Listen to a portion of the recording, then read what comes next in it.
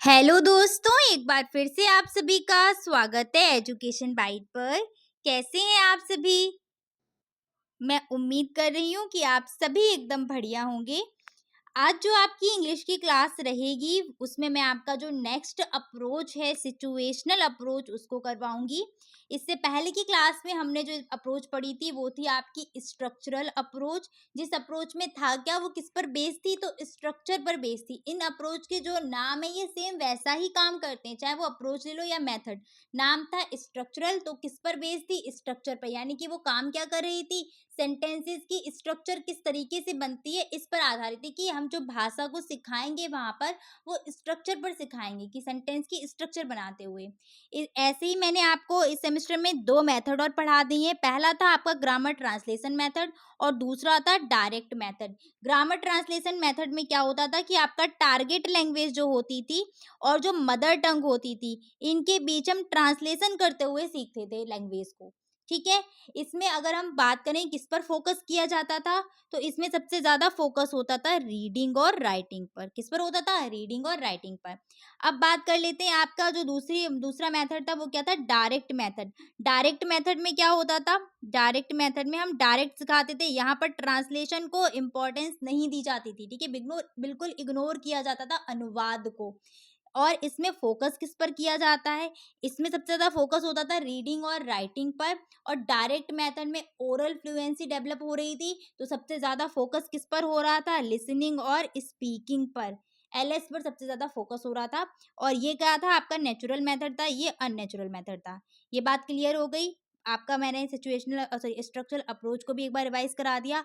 अब हम बात करते हैं आपकी सिचुएशनल अप्रोच की। उससे पहले एक चीज मैं क्लियर कर दूं कि काफी सारे बच्चे परेशान हो रहे थे इस चीज को लेकर कि मैम कि मैं नोट्स बनाने पड़ेंगे मुझे कि नहीं बनाने पड़ेंगे, सेकेंड सेमेस्टर से ही मैच करता हुआ है। तो देखिए, सेकेंड सेमेस्टर में आपके पूरे के पूरे मेथड भी दिए थे और सारे अप्रोच भी वहां पर दिए थे, तो मैंने करवाए थे वो। अगर आपके पास वो नोट्स बने हुए रखे हैं तो आपका वहां से काम चल जाएगा, आपको नोट्स बनाने की कोई जरूरत नहीं है। और अगर नहीं बने हैं, आप बनाना चाहते हैं तो बना लीजिएगा।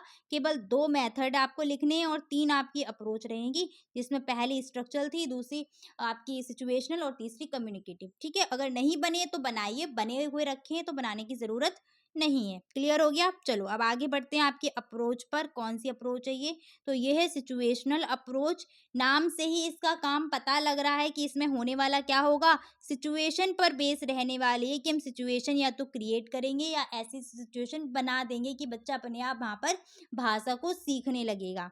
तो in this approach language is taught in real life situations. इस अप्रोच के अंतर्गत जो भाषा होगी वो किस पे आधारित रहेगी या किस तरीके से सिखाई जाएगी, तो रियल लाइफ की सिचुएशन पर आधारित रहेगी। उन्हीं को हम क्रिएट करते हुए भाषा को सिखाएंगे। किस पर, रियल लाइफ की सिचुएशन पर। अगला रहेगा इसका point, teacher creates a real and meaningful situation in the classroom to teach new words and sentence. इस अप्रोच के अंतर्गत टीचर ऐसी सिचुएशन क्रिएट करते हैं, ऐसी मीनिंगफुल सिचुएशन बनाते हैं क्लासरूम के अंदर, जिसमें बच्चों को नए शब्दों को, नए वाक्यों को हम धीरे धीरे सिखा सकें। अब इस तरीके से आप समझिएगा कि अब हमें जब सिचुएशन को क्रिएट करना है तो हमें किसकी हेल्प लेनी पड़ेगी, टीचिंग लर्निंग मटेरियल की, यानी कि टीएलएम का इस सिचुएशन में, इस अप्रोच में सबसे ज़्यादा यूज रहेगा। अब टीएलएम में आप क्या-क्या यूज़ कर सकते हो, पिक्चर का यूज़ कर सकते हो, फ्लैश कार्ड हो गए, मैप हो गया, ब्लैक बोर्ड हो गया, इन सब का यूज़ कर सकते हो। बच्चों को क्या सिखाना है कि भाई ये क्या है, डॉग। अब इसके मैं स्पेलिंग सिखानी है, तो एक फ्लैश कार्ड पर क्या लिखा है, डी लिखा है, एक पर ओ लिखा है, एक पर जी लिखा है। बच्चे उसको डी-ओ-जी अरेंज करके क्या बनाना सीख जाएँगे, डॉग। प्राइमरी लेवल पर क्या होता है कि बच्चों को नहीं पता होता कि ये डॉग है, ये काऊ है, तो एक चार्ट पेपर आता है जिस पर सारे के सारे एनिमल्स बने हैं या बर्ड्स बनी हुई हैं, तो बच्चे उनकी पिक्चर देखते हुए समझते हैं कि अच्छा ये डॉग है, ये एलिफेंट है। तो यहाँ से एक चीज़ और क्लियर हो रही है कि ये जो अप्रोच रहेगी कहाँ पर सबसे ज़्यादा काम आएगी, प्राइमरी लेवल पर। ठीक है, चार्ट का यूज़ करते हुए हम क्या सिखा रहे हैं वहाँ पर, पिक्चर के माध्यम से बच्चों को एनिमल्स के नेम सिखा रहे हैं कि ये काऊ है, ये है, ये वो है। ठीक है, तो यहाँ ये किस पर काम आएगी, प्राइमरी लेवल पर सबसे ज़्यादा अप्रोच ये यूज़ होगी। नेक्स्ट आते हैं आगे, क्या है, टाइप्स ऑफ सिचुएशन। सिचुएशन रहेंगी वो कितने टाइप की है, तो सिचुएशन यहाँ पर रहेंगी 2 टाइप की। पहली रियल लाइफ सिचुएशन और दूसरी रहेगी आर्टिफिशियल सिचुएशन। रियल सिचुएशन तो आपको समझ में आ ही रहा है कि खेल कूद कर रहे हैं तो एक अपने आप ही सिचुएशन क्रिएट हो जाए, वो रियल लाइफ सिचुएशन हो जाएगी। और आर्टिफिशियल जब हमें खुद क्रिएट करनी पड़ रही है, किसके माध्यम से क्रिएट कर पाएंगे, चार्ट हो गया, मैप हो गया, मॉडल पेपर लेके जा सकते हैं, मॉडल वगैरह बना के छोटे छोटे, पिक्चर्स हो गई, ब्लैक बोर्ड हो गया, इनका यूज़ करते हुए, ब्लैक बोर्ड का यूज़ करते हुए आपसे जंबल वर्ड हो गए, फिर क्या कहते हैं, फिल इन द ब्लैंक्स वाले जो आ जाएंगे, फिलअप वाले वर्ड्स, उनका यूज़ करते हुए। ठीक है, अब आपको पता है लैंग्वेज कहाँ से चल रही है, वर्ड से ही चल रही है, तो छोटे छोटे वर्ड्स। इसके बाद सेंटेंस का पैटर्न, कि जैसे एक फ्लैश कार्ड पर वर्ड लिखा है राम, एक पर लिखा है गो, एक पर लिखा है स्कूल, तो इस तरीके से राम गोज टू स्कूल, आपका सेंटेंस का पैटर्न भी बच्चा सीख जाएगा धीरे धीरे। आगे बढ़ते हैं, अगला क्या है, advantage and merits of this method, sorry this approach. तो इस अप्रोच की एडवांटेज और मेरिट्स क्या हैं, तो पहला है, it follows principal of interest. तो ये किसका प्रिंसिपल फॉलो करता है, रुचि का जो सिद्धांत है उसको ये फॉलो करता है। पता है रुचि के सिद्धांत में क्या होता है, कि बच्चे को अगर आपने इंटरेस्ट बच्चे का जागृत कर दिया, वहां पर उसमें आ गया कि ये चीज अच्छी है, एकदम उसको खेल खेल में सीखने लगेगा, वो आसानी से जल्दी सीख जाएगा अगर उसकी वहां पर रुचि होगी उस चीज को सीखने में। ऐसे ही मैथ्स में आप देखते हैं बहुत से बच्चों को, ये मैथ्स टफ है या इजी है, ऐसा तो कुछ है नहीं, लेकिन आपका मैथ्स में इंटरेस्ट ही नहीं बन पा रहा है। जब इंटरेस्ट नहीं बन रहा तो आप सीखोगे नहीं, और वहीं पर क्या होती, धीरे धीरे वो सब्जेक्ट से हम दूर भाग जाते हैं। ठीक है, यही तो चीज़ है। बाकी ऐसे कहानियाँ हो गई, कविताएं हो गई, जब वो आती हैं तो कितना अच्छा इंटरेस्ट बनता है, आराम से उनको सुनते जाते हैं और चीज़ें खुद भी बनाना सीख जाते हैं, है कि नहीं। तो बस यही है, ये जो अप्रोच है वो फॉलो करती है प्रिंसिपल ऑफ इंटरेस्ट को। नेक्स्ट है, it emphasize on learning by play. किस पर ये बल देती है, एम्फेसिस मीन्स होता है जोर देना या फिर बल देना, तो ये किस पर बल देती है, कि बच्चे खेल कर सीखें। बच्चे सीखेंगे तो किसके माध्यम से सीखें, खेल के माध्यम से सीखें। नेक्स्ट है, action chain makes the class lively.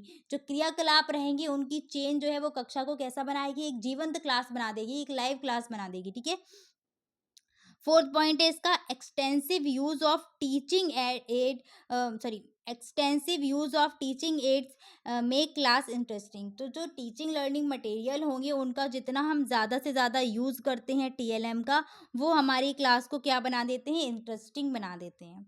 ठीक है, एक्सटेंसिव का मतलब है जितना ज़्यादा, यानी कि व्यापक इस्तेमाल करना किसका, टीएलएम का। डिसएडवांटेज देख लीजिए यहाँ पर, इसमें क्या रहेंगे, पहला है सुटेबल फॉर लोअर क्लास। जो प्राइमरी लेवल की क्लास रही वो आपको मैंने पहले ही क्लियर कर दिया था, जैसे ही आपको पिक्चर वगैरह यूज़ करने का आया था। प्राइमरी स्तर पर बहुत काम करने वाला है ये, लेकिन जैसे हम हाई लेवल पर जाएंगे तो वहाँ पर ये उतना अच्छा काम नहीं करेगा। ठीक है, अगला है, lesson can not be taught by this. इसके माध्यम से हम पूरा का पूरा चैप्टर या लेसन नहीं सिखा सकते। ठीक है, सेंटेंस का पैटर्न सिखा सकते हो, वर्ड सिखा सकते हो, ये सब सिखा सकते हो, छोटी छोटी आप प्रोज या पोइट्री की चीज़ें बनाना सिखा सकते हैं, छोटे छोटे पॉइंट्स। लेकिन अब ये कहो बहुत बड़ी कविता बनाना सीख जाए बच्चा, आप उस लैंग्वेज में, या कहानी लिखना सीख जाए, तो वो पॉसिबल नहीं है, और ना ही पूरा चैप्टर पढ़ा पाना पॉसिबल रहेगा। ठीक है, अगला है, train teacher are required for it. इस मेथड में भी आपके उसी मेथड की तरह, सॉरी मेथड कह रही हूँ बार बार, अप्रोच, इस अप्रोच में भी स्ट्रक्चरल अप्रोच की तरह कैसे टीचर की रिक्वायरमेंट है, ट्रेन टीचर की। वहाँ पर भी ट्रेन टीचर की ज़रूरत थी, यहाँ पर भी ट्रेन टीचर की ज़रूरत पड़ेगी। और नेक्स्ट आपका लास्ट पॉइंट है, it is not possible to teach prose poetry by this approach. इस अप्रोच के माध्यम से हम प्रोज और पोइट्री को सिखा नहीं सकते, उनको नहीं सिखाई जा सकती। प्रोज का मतलब है कहानियाँ आपकी आ जाएंगी इसमें, और पोइट्री का मतलब है कविताएं। तो प्रोज और पोइट्री उसके माध्यम से, अप्रोच के माध्यम से नहीं सिखा सकते। ठीक है, तो ये आपका इतना रहा आज। आपके सारे के सारे यहाँ पर हो गए हैं अप्रोच। एक अप्रोच बची होगी कम्युनिकेटिव, तो वो मैं आपको लास्ट, जो आपकी नेक्स्ट क्लास रहेगी उसमें करवाऊंगी। और इसके बाद जस्ट आपका क्या शुरू हो जाएगा, ग्रामर का पोर्शन शुरू हो जाएगा, जिसमें आपके टेंस दिए हैं इस सेमेस्टर में, पूरे टेंस हैं, और एक टेंस से दूसरे टेंस में आपको मतलब ट्रांसफर करना होगा। जैसे ट्रांसफॉर्मेशन आपने सुना है ना वर्ड, बस वही, कि आपको दे दिया सिंपल प्रेजेंट टेंस, और आपको वो कन्वर्ट करना होगा सिंपल पास्ट टेंस में, या प्रेजेंट कंटिन्यूअस दे दिया तो आपको कन्वर्ट करना है वो सिंपल सिंपल प्रेजेंट टेंस में। ठीक है, तो इस तरीके के क्वेश्चन आएंगे। साथ साथ आपके जो मैं कहते हैं वहाँ पर लेटर राइटिंग हो गई, एप्लीकेशन राइटिंग है इस सेमेस्टर में, और प्रपोजिशन कंजंक्शन भी इस सेमेस्टर में दिया गया है। तो वो हम ये जो आपकी अप्रोच रहेगी कम्युनिकेटिव, इसके बाद शुरू करेंगे। ठीक है, आप यहाँ तक अगर नोट्स बनाना नहीं चाहें तो नहीं बनाइए, अगर रखे हुए हैं तो इसके बाद अगर आपकी चॉइस से बनाना चाहें तो बना सकते हैं, नहीं तो स्क्रीनशॉट लेकर भी अपना काम चला सकते हैं। ठीक है, चलिए, thanks for watching and please like share and subscribe my channel. Bye bye, take care.